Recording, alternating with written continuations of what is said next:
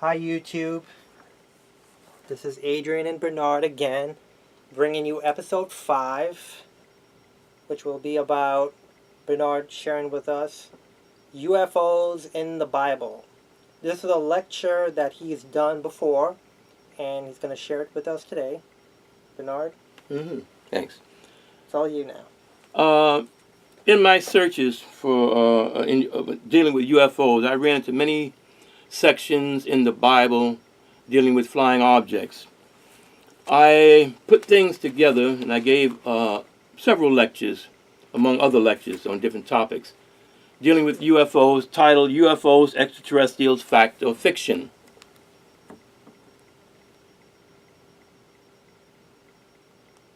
All the talks that I gave were always free. It was to Masonic lodges, some were to senior citizens, centers, and things like that.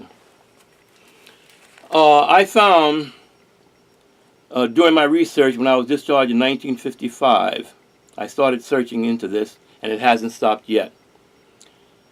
I found from my research that the recording of UFOs goes back thousands of years, and there are those who are well qualified and well respected who do say that we are being visited by extraterrestrials.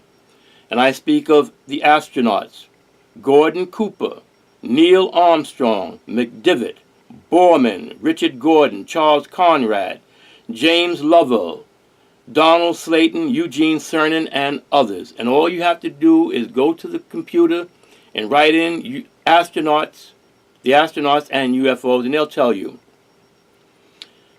It is said that at the 7th International World Congress of UFO Investigators in the autumn of 1967, Professor Herman Oberth, the man known as the father of space travel and the teacher of Wernher von Braun, said that UFOs were still an extra scientific problem.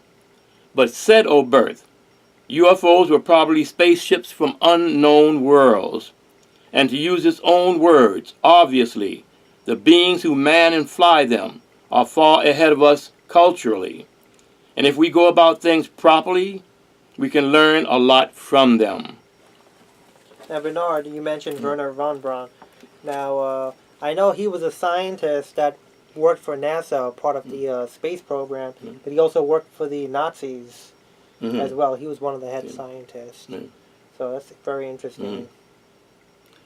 When I went into the Bible, I found Ezekiel giving a good description of a UFO, what we call today a UFO. Of course, at that time they didn't call it that. But I'll read something to you from a book called Flying Saucers Farewell by George Adamski. He was an astronomer who wrote 3 books dealing with UFOs, and I have these books to this very day. And everything that he said in his book is proving to be true. It has found to be true, and it's probably proving to be true. He says something concerning Ezekiel and the flying wheel. The first chapter of Ezekiel is an amazing story of phenomena that follows the usual UFO reports too exactly to be mere coincidence. In the 4th verse, we find a machine described as like a whirlwind coming out of the north, with a great amber cloud of fire around it. Inside were 4 living creatures who looked like men. That's in Ezekiel 1, chapter 1, verse 5. At this point, I would like to comment upon an odd character of these ancient writings. In the original manuscripts, no punctuation was used, and no separations were placed between words and sentences. Furthermore, no division into verses or chapters appeared. All this was added later by the revisers and the translators. Scholars have commented upon the fact that Ezekiel had a habit of jumping about in his writings. This makes it hard to separate the description of the living beings and the ships. In many cases, a verse describing the men is followed by one referring to the ship, and the very next verse refers to the men again. With this in mind, let us go on. Verse 5 just stated that creatures looking like men were inside the ship which was glowing very brightly, something like I seen in Korea.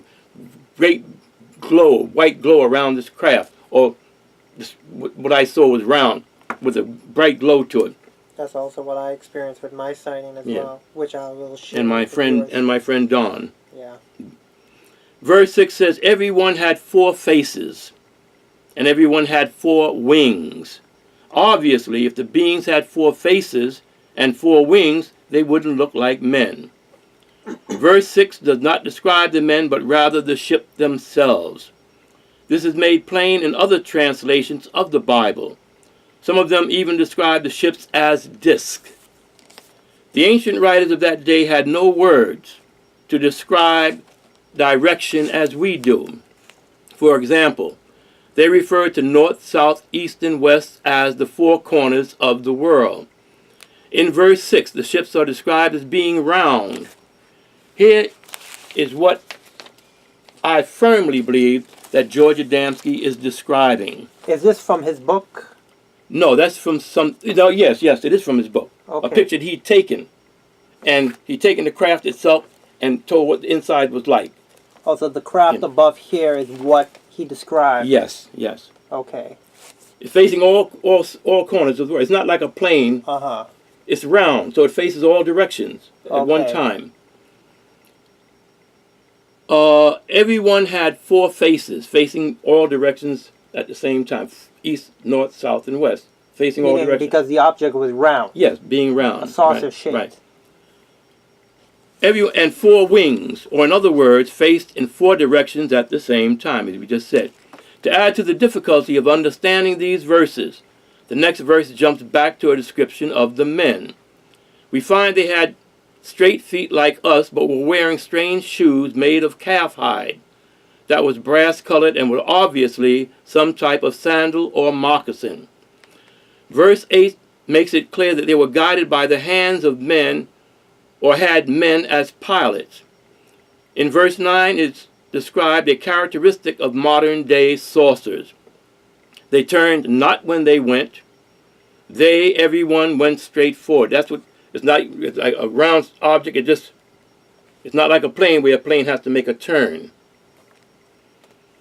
The ancient writers described the character of the men and the determination showing in their faces by saying they had the strength of a lion, the steadfastness of an ox, and the agility of an eagle.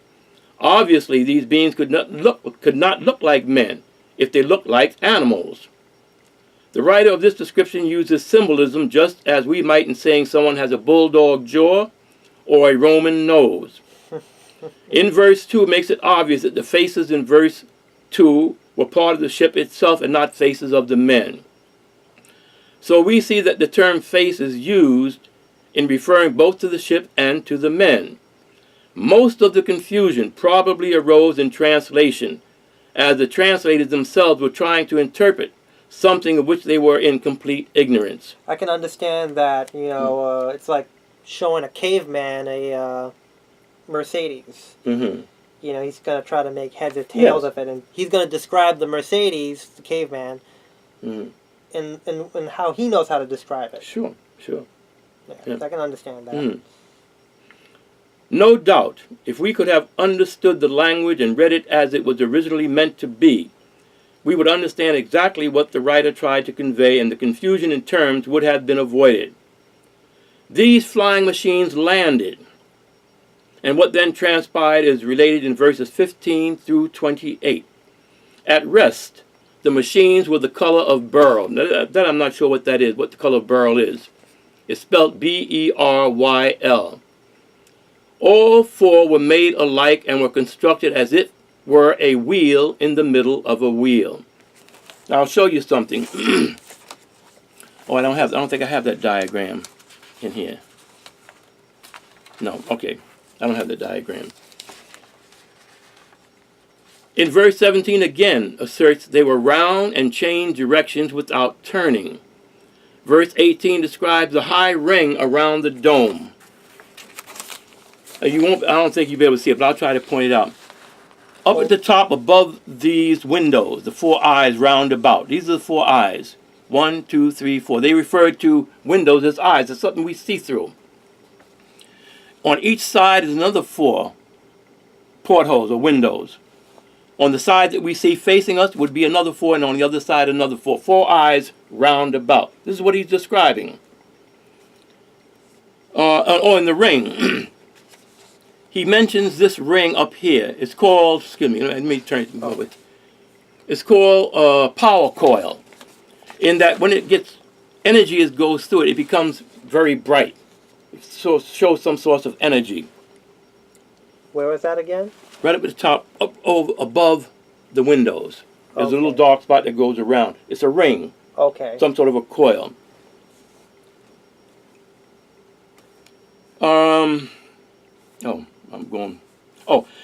Verse 18 describes the high ring around the dome and even goes so far as to describe 4 portholes, as you see there. These verses are a very accurate description of the 3-ball landing gear type of source as seen through the eyes of Ezekiel. Under the flange of the scout type craft are 3 revolving gears of metal as reported many times before. Not only do they give gyroscopic stabilization, but they serve as generators of the tremendous electrostatic charge that is built up and stored in what he called the Van de Graaff accumulators that are inside the 3-ball landing gear. An observer of these wheels within a wheel would describe them exactly as Ezekiel did.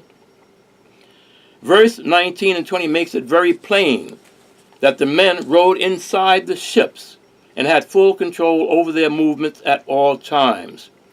The rest of the chapter describes the contact, and when Ezekiel heard a man speak to him out of the ship, he fell on his face and attributed the strange machine and happenings to angels and God. That's the description of what Ezekiel saw. There are other parts in the Bible that refer to flying objects. Jeremiah, the prophet, referred to flying chariots appearing as clouds. There have been reports in these modern times where luminous UFOs have been seen leaving a mother ship. And I have videos on it where the picture was captured of a dark ship hovering in space. And of course Ezekiel takes a picture like that, and I'll show it. This object here is what they call a cigar-shaped object. Turn it around. Oh, I'm sorry. Yeah. Just turn this page around. Just turn it around and face that. You won't be able to see because it was a photocopy. It didn't come out very good. We'll try to take it back to the light so they can see it. Yeah, because you get to it. There are little balls of light. These little balls of light here are objects coming out of it. And from the stories, they say they go over the earth and they pick up information and things and relay it back to a mother ship.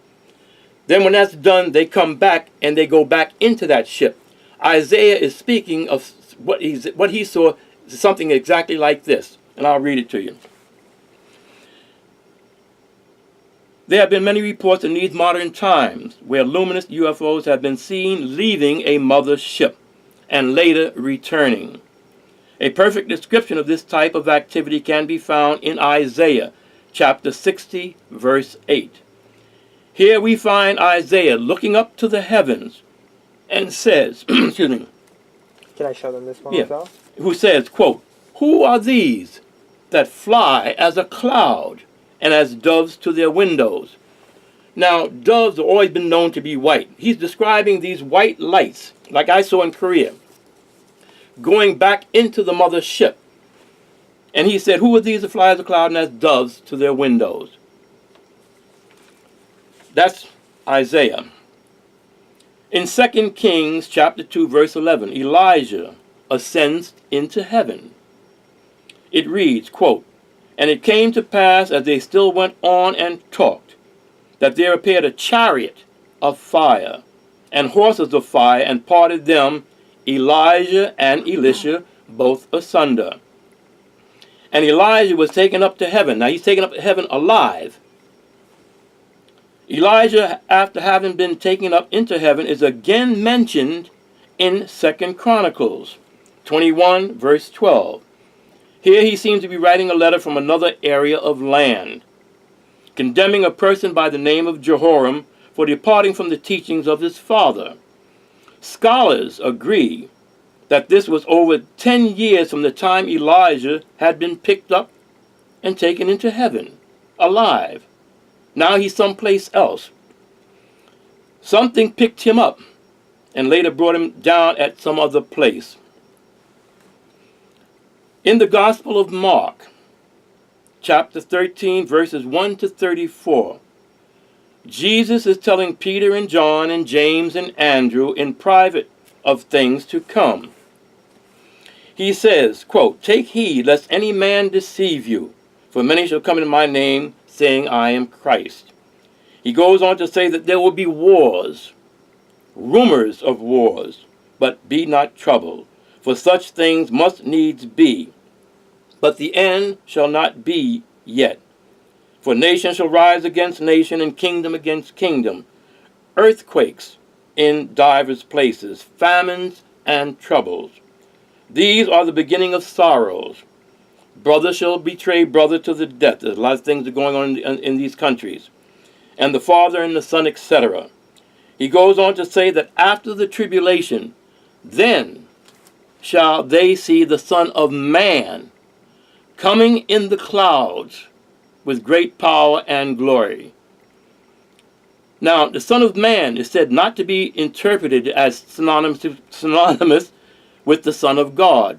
Son of Man is a descendant of man, offspring of man, a branch of mankind. It seems to be saying that what's happening to this very day, all the wars that are going on in the Arab countries, they each consider one another as brothers and sisters. They're fighting and killing one another. This seems to be what's happening today, and we are seeing all these crafts in the sky all over the world that's not being reported in our main media. Somehow somebody's restricting that. They're no good. Yeah. In Matthew chapter 2, verse 9, it reads, quote, "When they heard the king, they departed, and lo, the star in the heavens, which they saw in the east, went before them, till it came and stood over where the young child was," unquote. In chapter 6, verse 9 of the Gospel, Proto-Evangelion of the Apocrypha, these are books that were not put together with the rest of the book. They were rejected somehow. Written by James, a brother of Jesus. Now, Jesus, if you look in the Bible, it's in the Bible. Jesus had 4 brothers and 3 sisters. 2 of the brothers was on the father's side before he became the husband of Mary. It's all in the book. I get really angry when people go to these churches and these things are not told. So this is actually in the Bible It's itself? in the Bible, yes. Where, do you know the exact? No, that would be in something else that I have. Okay. That'll be for another lecture Yeah. that we're going to do. That'll be episode 6, I believe. Okay.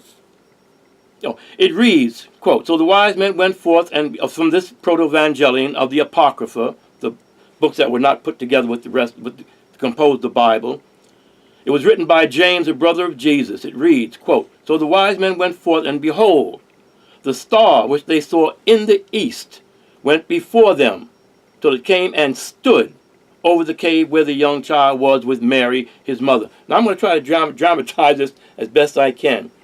From what I know, the 3 magi were Persians, which is now called Iran. That is east of Bethlehem. If they're in their country and they come out at night and look to the east, let's say here's the east to me. I'm in Persia. The east is this way. I come out of my house, or whatever you want to call it, and I look up and see this unusual star that says or lets us know that something is going on. A birth is happening. Some great individual is being born somewhere. We have to turn from the east to go west. That means if it's a real star, it's not going to move. It will be behind us. But yet it says, till it came, this star which they saw in the east went before them, till it came and stood over the cave where the young child was with Mary, his mother. So the star had intelligent movement. Yeah, yes. If it were a real star, The distance of the star in the heavens would have made it impossible for the wise men to pinpoint the location of the birthplace, and it could not have been an ordinary part of the sky, for it suddenly appeared as being different from all the other stars in their fixed orbits.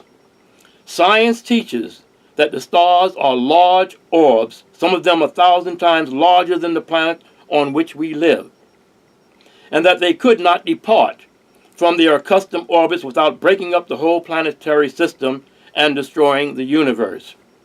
Now, I'll turn to a book that I got in the late 60s, I think it was, or the early 70s. It's titled The Mystical Life of Jesus, written by a person by the name of Dr. H. Spencer Lewis. He was the former imperator of the Rosicrucian order. It embraces the records of the Nazarenes, the Nazarites, and the Essenes, to which the Master Jesus belonged.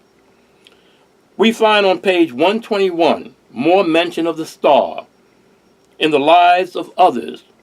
It reads, quote, "In investigating the origins of this belief, we find from the old Essene and Rosicrucian records that when the divine child Krishna was born, a great star in the heavens proclaimed the fact. At the time of the birth of Buddha, a great moving star in the heavens proclaimed his divinity. The birth of Confucius in 551 BC was heralded by a great star moving across the heavens, which was observed by the wise men who found the location of the great child through the movement of the star." The same story can be found in the lives of Socrates, Mithra, Pythagoras, Adonis, Bacchus, a person by the name of Asclepius, I guess he was Greek, I'm not sure, Zoroaster, Horus, and a host of others. The book goes on to say, quote, "The story of the star appearing in the heavens at this particular time has always been a fascinating one. But long ago, scientific astronomers who investigated this matter, that at or about the time of the birth of Jesus, there was a heavenly body making its rapid movement above these lands. According to the records at our disposal, we find that as in all other cases where the symbolic star had been noticed, the movement of this particular star had been observed for many months prior to the birth of the Holy Infant. For several weeks prior to the birth of Jesus, close and careful tabulation had been made regarding the movement of the star. When the star appeared in the heavens at its highest point and began its rapid descent toward the horizon, the Magi knew that the day and hour had come." Unquote. I firmly believe that it was an extraterrestrial spacecraft observing one of their own incarnating on this earth to add to the knowledge brought by others before him. This knowledge of natural and spiritual laws, or universal laws, were to be given to those found worthy throughout the century, and it is being done today. I'm going to finish up this lecture by reading in part words spoken to an astronomer by the name of George Adamski, who claimed to have met alien beings and was privileged to have been invited into their craft numerous times. While in the presence of these beings, George Adamski wondered if our world was the lowest in development throughout the universe. The answer by one of the aliens was, quote, "No, my son, your world is not the lowest in development in the universe. Yours is the least developed of those in our own system. But out there are some worlds whose people have not yet grown to your standard, either socially or scientifically. Also, there are worlds where development has gone far in the field of science and remain low in the field of personal and social understanding, even though space has been conquered. In our system, the peoples of all planets except your Earth are traveling space freely, some for short distances only, while others achieve great distances that take them to systems beyond our own. Your understanding of life and the universe is very limited. As a result, you have many false concepts about other worlds and the composition of the universe, and so little knowledge of yourselves. It is possible that you will succeed in building spaceships like ours for interplanetary travel, but Earthmen will not be allowed to come in numbers or to remain until they have learned to embrace the all-inclusive life as lived by people of other worlds, rather than the selfish personal life as found on Earth today. Now, if you find out about Neil Armstrong said when he went to the moon that they were warned off the moon. During the Apollo 11 mission. Yeah, because there were people there. They don't want them. They were going to do things that wasn't right, and they know it. So they said, well, I guess they were saying, until you're right, then you can come. But George Adamski then, unquote, George Adamski then wondered whether and to what extent, if war should actually come to us, would they feel justified in stopping us? The aliens answer, quote, as you know, with our knowledge of the use and control over energies far more powerful than any of our brothers on earth as yet have learned to use, we could, if we wished, nullify your force with our greater force. But remember what you have been told. We do not kill our fellow man even in self-defense. That means they nullify our force. It's been shown. Meaning that they, like for example, there have been instances where UFOs have gone over nuclear facilities in this country and the Soviet Union during the Cold War, and the nuclear warheads were shut down. Yes. And during this time it was shut down, there was reports of UFO sightings right over the bases by soldiers. Yeah. And this was written in the 50s now, the early 50s. Before the NASA program. Right, before the NASA program. Before we went into space. Sure. It goes on to say, understanding of universal laws both uplifts and restricts. As it is now with us, so it can be on your earth. Lifted up by your knowledge, this would make it impossible for you to move in violence against your brothers. You earth people do not desire to show such cruelty towards one another. This, as you have been told, is merely the result of your self-ignorance, which in turn blinds you to the laws of the universe, of which we are all a part. Men of your earth know the terrible power sealed within the bombs they are piling up for use against one another. Yet they blunder on ever nearer to the brink of an unthinkable worldwide slaughter.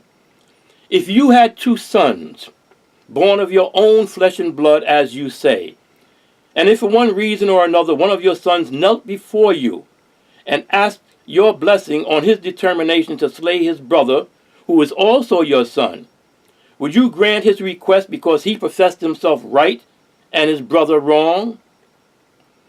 Adamski's reply was, of course not. They go on to say, yet, that is exactly what you earthlings have been doing throughout the centuries. You all acknowledge a supreme being according to your understanding, and you speak of the brotherhood of mankind. Yet you ask the eternal Father of all things to do that which you yourselves would not do.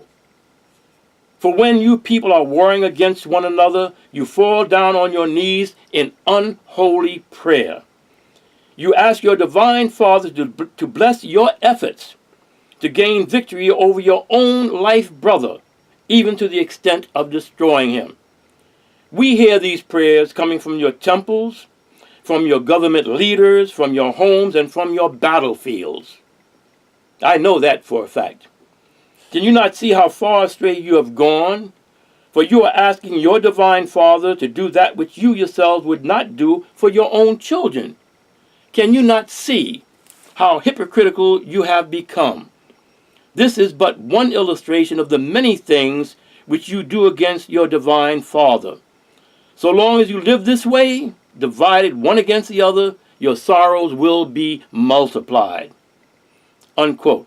Adamski was told that there are beings from other planets living amongst us. Adamski, how long has this been going on? The answer was, quote, since time immemorial, or at least, this is a female, she corrected herself, for the past 2,000 years, since the crucifixion of Jesus, who was incarnated on your world to help your people as had others before him. Interesting. Unquote. Remember the other great individuals mentioned before, whose life stories are almost identical to the life of Jesus, and they were born before Jesus. They don't tell you this. So now you mentioned that that he was reincarnated, here on Earth, and there were others before him. Yeah. So do you believe that Jesus, being reincarnated in his last incarnation, that he was an extraterrestrial as Yes. others before him? Yes. Other books, I don't have it here, other books that I went into, the Dogon tribe of Africa claims that, I forget how they said it, some great individual came from the star system, the Sirius star system, and when he gave them certain things, returned. It's not the exact words. Also, in another book that I have, I don't have that with me right now, it's upstairs in my library.